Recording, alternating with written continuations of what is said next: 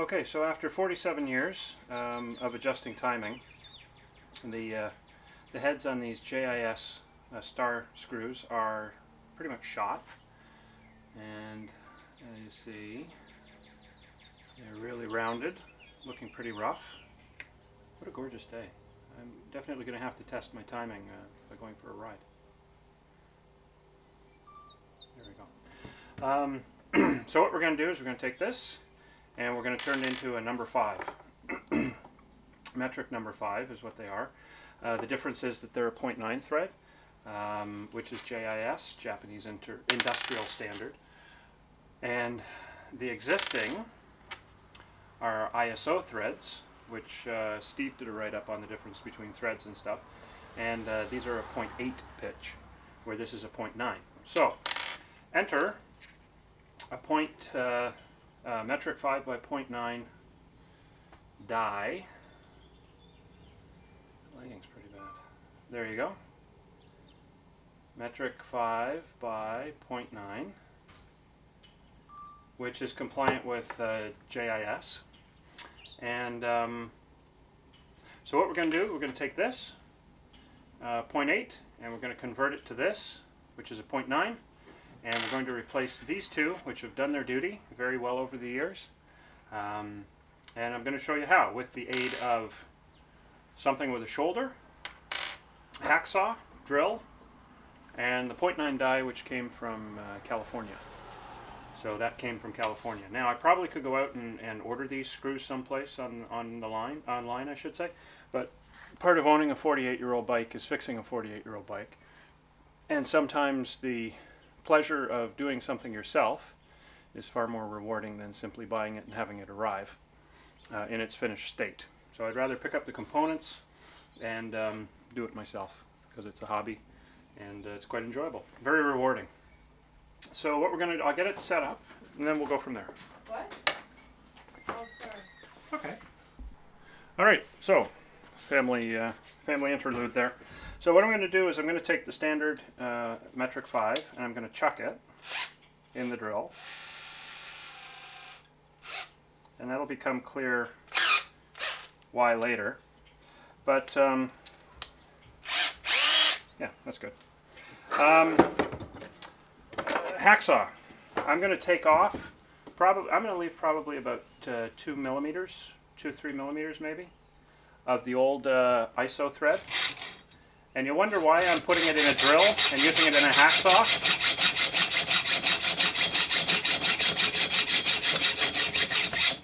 Because I don't want a vise to damage the head.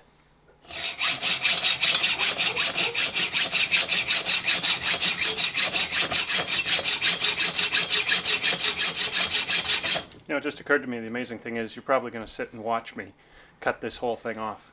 There's something fascinating about watching people work with their hands.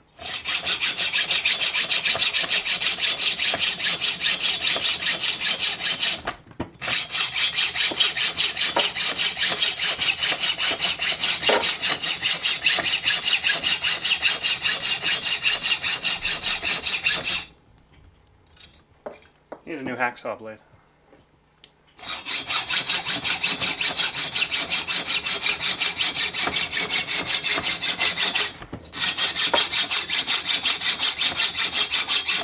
And as you listen, you can hear the sound as it starts to make a hollow sound. And there it goes. Okay. So we'll take a close-up.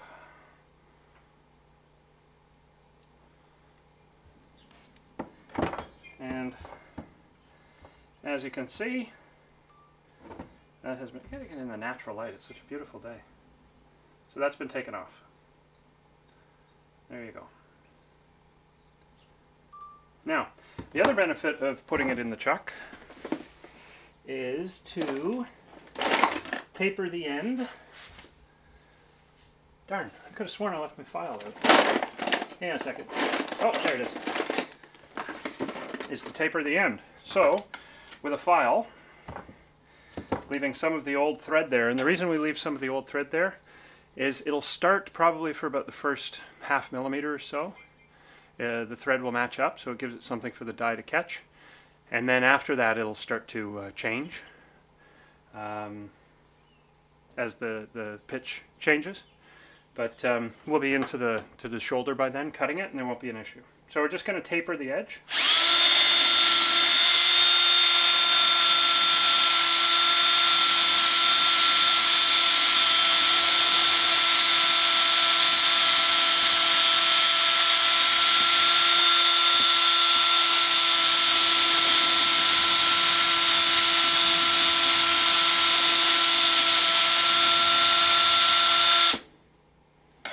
So that looks good. Now, so there's my blank, ready to go. Guess we can put away this. And over here, put that there because it's a little sticky. This is my assembly lube. We're going to actually use it as a cutting oil. Probably a lot of people wouldn't, but I'm going to. And the other thing is that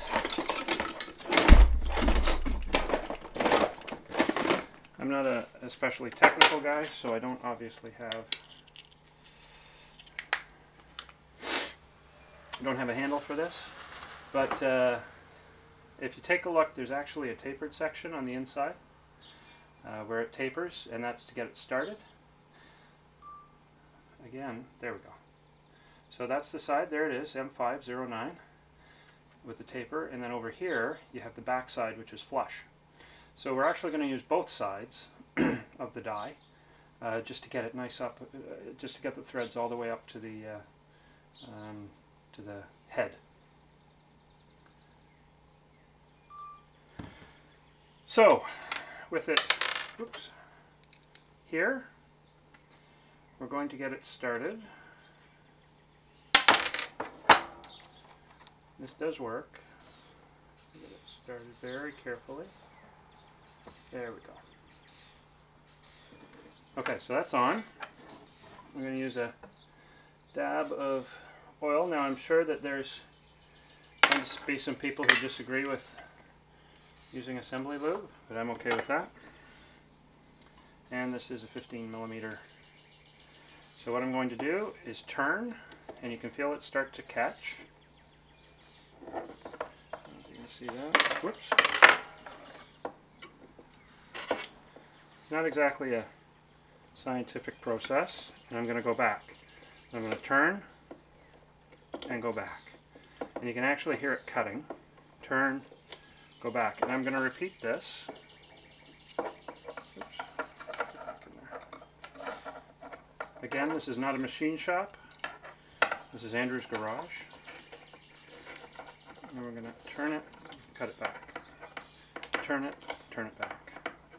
Turn it back. And I'm pretty much doing a half turn each time. Turn it, come back. Turn it, come back.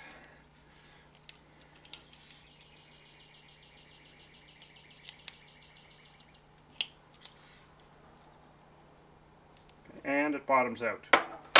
So there you go. You can see everything's bottomed out. Again, trying to find the sunshine. So, there you go. So that's bottomed out. So now what we want to do is wipe a little bit of this off. And take the key. We're going to back the head out. Back the bolt out. Screw, bolt, whatever you want to call it.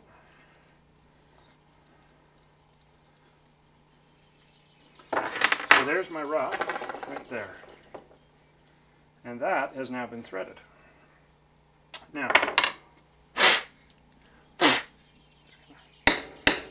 knock that out. Now, I'm going to turn the die around and I'm going to thread it with the flush side, because what I want to do is make sure that those threads go all the way up to the bottom of the head. And actually, since it's already threaded, this is a lot easier. Just using your hand. And we'll finish it here. So that'll cut them up as high as they possibly can go, because the taper isn't there.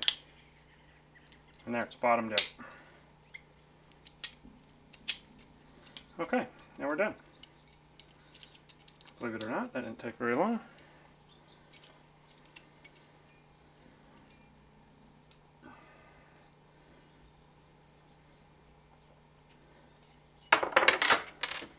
And the last thing I do, I'm going to take this. Looking at the head, that looks pretty good. I should say looking at the tip, that looks pretty good.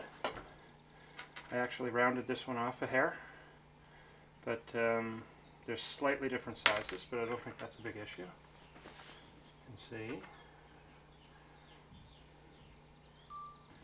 You can see there's slightly different size. That's a gorgeous day, did I mention that? But there you go. So I'll take it over. Oh, by the way, this is for the points plate. They're the two retaining screws for the points plate. So this is pretty close. This one's a little shorter on the right there. That matches. But we're good. So we're going to take these and meet me over at the bike, and we'll show you how it goes together. Alright, so what I've done,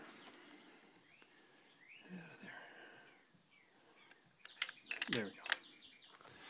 Alright, so what I've done is I've put the points plate in place, and I have them, oops, there we go, make sure it locks in the grooves. And what we're going to do is tighten them up.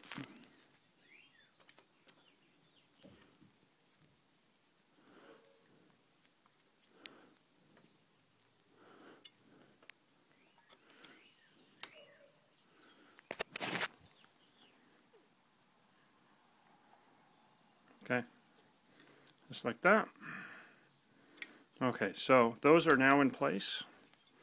The only thing that I would probably do is there's a fine washer that came with it, and then that'll get me some more purchase on the plate. But there you go. So now we've converted those. The head is not too high or proud, that it'll clear, so it'll clear the inside of the cover. And I'm good for another 48 years using these. The only thing also to remember is that you got to take a number 5 key in your toolkit, in case if you're out on the road and you have to change this, you're pretty much out of luck. This is the next one. I think this is an M4, which is the points. And there's this one here is pretty stripped as well. That's just a straight slot head. So that'll be the next fix, but it's a gorgeous day. As you can see, look at that. Beautiful sunny day for a ride. So, now that this is all put back together, we'll get her timed and throw the washers in, get her timed, and then get riding. Thanks. Oh, and remember, I'm not a mechanic. So do this at your own risk, peril, what have you. I won't be held responsible by any slip and fall lawyers who feel that I should take responsibility for this, if anything happens to you. Bye.